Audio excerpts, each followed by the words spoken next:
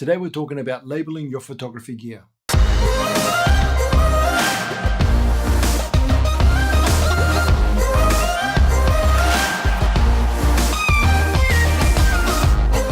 And just a reminder that I upload videos like this one every week to help you with your photography and your videography. So if you don't want to miss out on any of those, hit the subscribe button and the notification bell. That way you'll be notified every time I upload a new video. So today I wanted to make a video about labeling your equipment and why you might want to do it.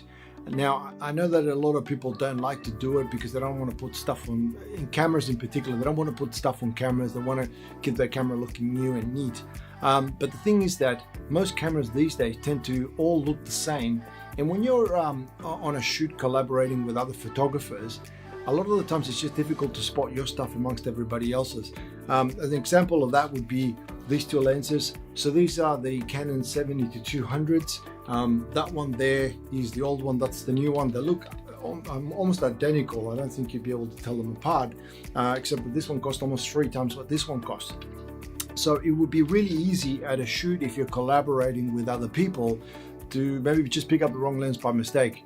So all of my stuff has something on it that identifies it as my own.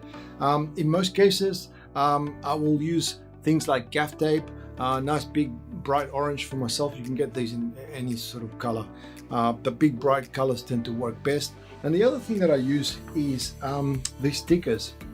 So these stickers I got from a company called Moo, and what I've done is I've put my logo on them so that not only am I labeling my stuff, but I'm also doing a little bit of marketing, which is reason number 2 why I label all of my stuff. Now these stickers are really good.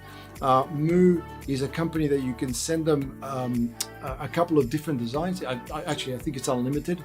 So if you send them 4 or 5 designs and you order 100 of them, they'll send you 20 of each one, or whatever that works out to be. And so these stickers are really nice. And I don't work for Moo, but I just like their stuff. Now, if you can't put a sticker, these work really well for things like over here, like I've got in the lens hoods. But if you don't have an area where it's big enough to be able to stick one of these, you could also use one of these. I like all of my tripod legs have one of these, and just go down the leg of the tripod. And again, it's got my name and my website, because the reason number 2 is that it does act as advertising as well, so it's a form of marketing. Now for the bigger stuff, so this works really well for all the small stuff, but for the big stuff like your Pelican cases, for example, or even things like Apple boxes, what I've done is I've got one of these made up, and what this is, I'll turn around this so you can see it, but this is a silk screen, and it's the kind of thing that you use when you are printing on t-shirts. But the thing is that these will print on just about anything that's flat anyway. So things like a Pelican case, they tend to work quite well. And I got this one made for about $100. They did the whole thing and just gave it to me on a frame. I know you can buy kits to make your own silk screens, but it takes time, and they are a little bit expensive, a couple of $100 I think. But I just need the one design anyway, and I've got it printed in a couple of different sizes, as you can see there.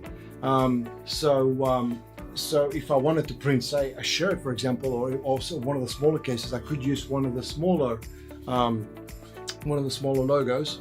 But I've also got the big one there. And what that looks like is I've got one of my Apple boxes here, and it looks like that. So if I'm at a shoot and I've got my Apple box with me there, this also acts as a form of advertising, as well as identifying this stuff as mine as well. So that works really, really well. Anyway, that's all I wanted to share with you today. It's a quick video, but it's something that I found really useful. And if you found this really useful and you like this video, please give it a like. Subscribe to the channel if you haven't already. And if you found this particularly useful, please let me know by leaving a comment.